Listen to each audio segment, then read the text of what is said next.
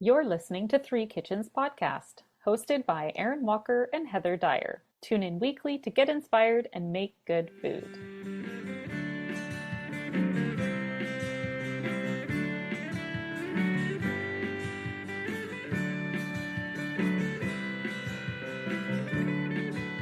Hello and happy August, listeners.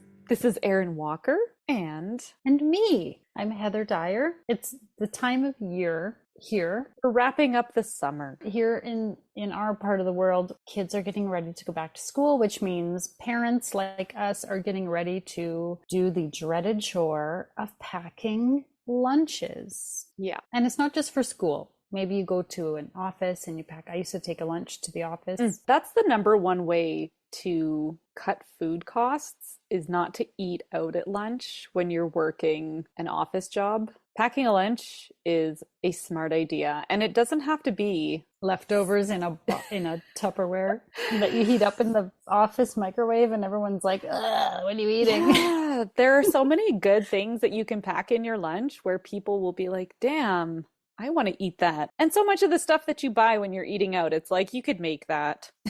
Mm-hmm. Yeah, exactly. So this episode we've got for you, we actually recorded 2 years ago, and it's called Bento because a bento is a boxed lunch. And we talk about a few ideas of what you can put in your bento to take for lunch. Some snacks, some savory hot stuff. I'm baking bread because I feel like having a good, hearty, filling, resilient, tasty bread is what makes it all good. One of the main things we talk about in this episode is planning ahead, doing some batch cooking and baking and freezing so that when you're hurrying to make that lunch, whether you make it the night before or the morning of, you've got stuff ready to go. You can just pull it out and either warm it up or pop it in frozen and have it by lunchtime. It's thawed out. Yeah. So we're trying to help everyone be a little bit prepared. We're ready for this. We're going to prepare. We're going to plan. We want to feel calm and relaxed about that first day. And it helps the kids to know what they're going to get too. Sometimes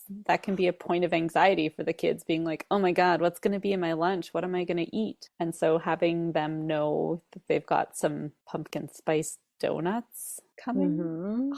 And we've got some great savory main from our co-host Sarah, who used to join us in our first couple seasons of podcasting. Yeah, she is the queen of batch cooking, freezing, and make ahead meals. I mean, really, her lunch boxes are other level. Yeah. But you don't have to, you can keep it simple too. When we say bento, don't think, oh no, I can't do that because that's like those super fancy, everything is cut into shapes and themes and whatever. You don't know. Aaron and I don't do that. No. So you don't have to either. Maybe it's cheese and crackers and pepperoni sticks. That happens in my kids' lunches fairly regularly. So, come on, we're packing charcuterie for our kids. Let's call it what it is. Oh, that's so good. We're going to pop this one out of the vault for you so that you can get some fresh ideas for back to school. And we are going to take a break next week as we prepare for a whole new season full of episodes. Season 4. I think we spent the last hour and a half on here talking about what's coming up before we actually hit the record button. We're going to be talking to some really interesting people, especially for parents. If you're a parent tuning into this and you struggle with some of the foods that your kids eat or don't eat, we're going to be kicking off talking to a nutritionist who specializes in picky eaters. We have a guaranteed dinner recipe that is going to kick ass. That's a good one. It's a really good one. So Heather and I will be back. You'll miss us for a week. And then we're right back into it. Weekly episodes. Nonstop. Yeah. Can't stop, won't stop. Cooking all the food. We're talking about some tips and tricks for food and for ourselves and for the kids. Yeah. Lunches.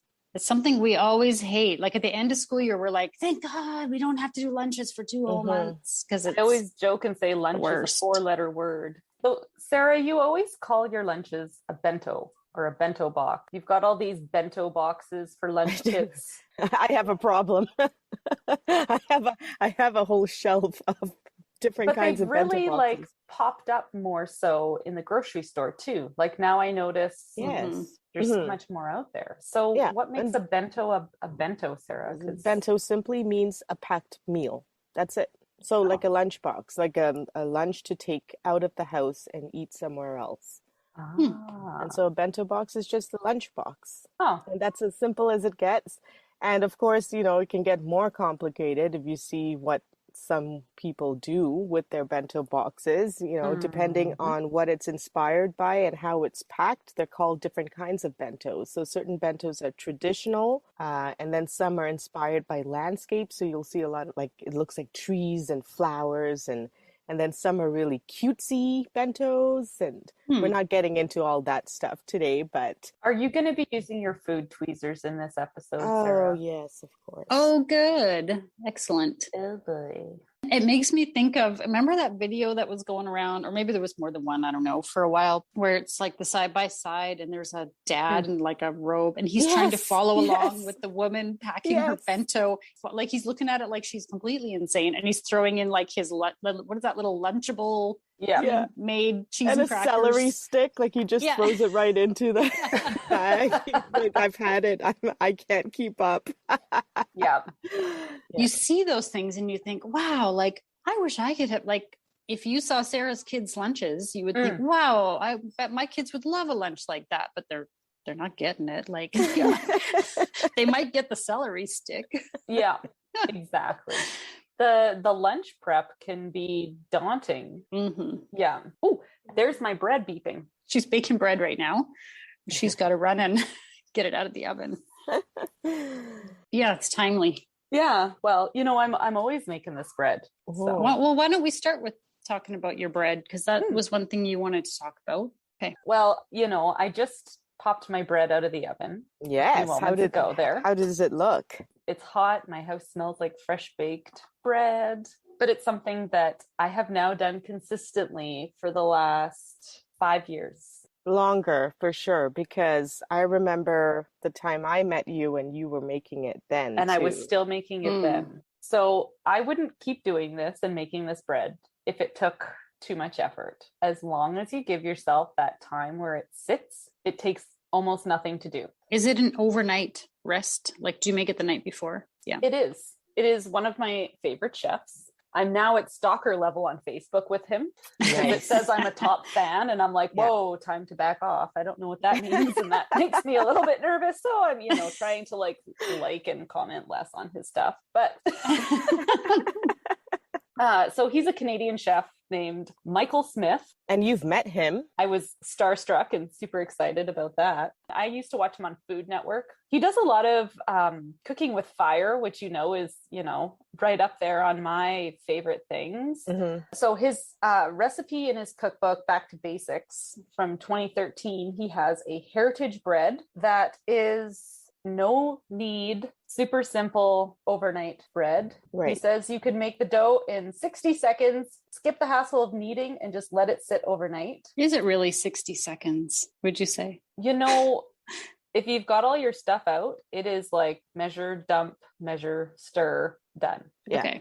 It's easy. Yeah. So you mix together your dry ingredients, you add water to it, you cover it, and it sits overnight. It's a very wet dough. It makes a very moist bread. In the morning, once it's done all of its rising and bubbling, it smells nice and fermented and yeasty and doughy. I don't know. I love that smell in the morning. But you just punch it down. I add more flour because it's a very sticky dough. Okay. So I just sprinkle flour on it until I can kind of handle it. I ball it up and toss it into my loaf pan, preheat my oven, bake it for 40 minutes, and you have a loaf of bread. You feel a little bit of pressure to want to pack something good for your kids. I don't mind making like a sandwich because it's on good bread. Right. So, you know, when my kids want to get up in the morning, they want to have toast. You know, I feel like they're not just eating sugar. Like overly processed. What, like the Eggos my kids eat is just not cutting it, or what? It's not every day. I add a whole bunch of more stuff to it. He says you can freestyle your own ideas with this bread. And that's exactly what I do. So I add flax seeds, hemp seeds, millet, and I just mix it all in there with my yeast, the salt, the flour. I add in a bit of whole wheat flour. So it's mostly white flour and just a little bit of whole wheat. Okay. It's a good hearty bread. It fills them up. Yeah, it sounds good. Mm-hmm. Once this loaf has cooled down, you can slice it all up. I totally get why the best thing since sliced bread is a saying, because slicing bread can be kind of a pain in the butt, but you can do it ahead of time with this. Oh my God, my stomach is like, give me bread now. Yes. So if you've packed a nice healthy sandwich on some yummy bread, what do you put on the side? Why not some more bread products? Because why not? Let's just fill them with carbs. Listen, they're small. They run around a lot. They burn it off fast. Yeah, totally. And it's brain food too. Yeah. So maybe we don't always want all the carbs. We have enough brains. We're already smart enough. Part of my routine during the school year is on Sunday, usually Sunday, but sometime on the weekend, I bake something that's going to go in as the snack / treat / carb filler in the lunch. Right. Usually it's muffins, but I have to switch it up every week because if I get lazy and make banana muffins every week, they're going to tell me they're sick of them, which I totally get. Totally fine. So muffins or a loaf, some of our favorite ones. I like the Fuel to Go muffin. It's online and it's full of zucchini, it's carrot, it's apple, it's a bunch of seeds, dried fruit. You can put anything in it and it's like a dense, yummy, energy packed. Yeah, that's why it's called Fuel to Go. That's great. Okay. I like that one myself. Even if I'm going to have a snack like that, I like that it's got the fruit, the vegetables, a whole bunch of stuff that's going to fill me up, and the kids like it. You know, with zucchinis, you have too much at once, right? That's always the way it goes. So you can actually grate them and then freeze them in 1 cup portions and bake with them all year long. We love the chocolate zucchini muffins. Yes. Especially because the zucchini makes it moist and it's like it's more like a cupcake. Yeah. But it has zucchini in it. So it's really yummy. Sometimes instead of a muffin, I'll do a donut. You can use the same recipe, just baked in a different shape. And the kids are like, oh, donut. And they think it's really special. And like, or use cake. Thing. If you don't want to make it from scratch, get a cake mix. I have these really great silicone donut pans, bake up perfectly. They pop out. They're easy to clean, super fast. Nice. My favorite donut recipe is a pumpkin baked donut from Sally's Baking Addiction. Great recipe. And then sometimes I ice them. You guys have had those. When I've made them, but also you can just kind of dip them a little bit in some cinnamon sugar when you bring them out of the oven, pop them out and just sort of dust them with cinnamon sugar, and they're yummy. You don't have to ice them and it looks like a nice treat. This is beautiful donut in a lunchbox. The kids love them. And in a pinch, if you don't have time to bake, just make Rice Krispie squares because the kids always love them. Yeah. And if it's once in a while, I mean, it's not the Fuel, but it's a treat. Have you ever mixed seeds into your Rice Krispie squares? Seeds? No. Yeah. I had Rice Krispie squares once that had dates, pumpkin seeds, and sunflower seeds mixed into it. And it was so good. That sounds yummy. It added a little, like the kids are kind of, because the texture and the seeds. But, if you do it a couple times, I mean, it's not like you can pick each seed out. You just got to eat it. And then it's at least adding a little bit, something more to it. Well, that's I like a good this idea. Yeah. All of these things, they're all freezable, right? You can make a big batch of them and then put them in the freezer, and then you don't have to worry about what to give your kids for the next few days. Right? Pop it out frozen. A frozen muffin in the lunchbox is thawed. Almost, I'd say perfectly by the time they eat it at lunchtime. And if you need a little something cold in there with your veggies or whatever, you've got your frozen muffin. Done. That's a good idea. There you go. That's all I got to say about lunches. I'm curious what Sarah's got for us. Hey, Erin, do we ever tell people that we have a website? I think so. It's in our show notes. We have a website and we post the recipes from our episodes. And we also have recipes on there that have not made it onto an episode. It's just stuff that we've cooked, tested out, and that we love. Like what you did with that lamb short rib. That was delicious. That's right. I make donuts with pancake mix. I have that kid who doesn't like to eat pancakes, but he'll eat one in a donut pan. Yeah, so if you're looking for a way to do something a little bit different, we've got multiple options for you to explore. And of course, all of our episodes, including the Speakeasy bonus episodes and the drink recipes, it's all on there. So visit us over at threekitchenspodcast.com. I've got 3 things, Lunch. and I'm going to refer you to a great website called Just One Cookbook. And I'm going to start off with chicken meatballs. So you can make this out of chicken, you can make this out of pork, you can make this out of beef, whatever you like. It's extremely easy, okay? And the nice thing is if you make a big batch of it, you freeze it on parchment paper on a flat pan. And once they're frozen, throw them into a Ziploc bag. So whenever the kids want a quick lunch or you want to have a quick dinner, all you do is take out these meatballs, you cook them, and you make this sauce, which is a sweet and sour sauce. And all it has is ketchup, mirin, soy sauce, rice vinegar, sugar, and sake. If you don't have cooking sake, then you can use like a cooking wine, like whatever. And it's so easy. I can't, like, you know, when they say meals in 30 minutes or less, this is a meal in 30 minutes or less. All you have to do is make those meatballs and freeze them. Good to go. So if you're putting them in the kids' lunch, you would take them out the night before to thaw them out. Would you cook them the night before? You could cook them the night before, or you could cook them in the morning. It's up to you. I like to do things the night before because I am not a morning person. Yeah.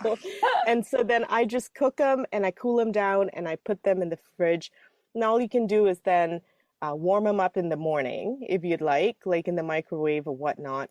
And that sauce you can make the night before too. It takes, honestly, like a minute to make that sauce. Okay, how are you packaging them in the kids' I like to lunch? put them on rice because it's got that nice sauce on it, and that's their lunch. In what sort of container are you putting? This is where I'm at. Like I have the plastic lunchbox with the little compartments. It doesn't have It doesn't seal. No, am I putting it in a Tupperware and then trying to fit it in the box, or what am I doing? Okay, so I have I know you have all the things. I have all the bento boxes. I have a bento box specifically for their lunches when I make lunches like this.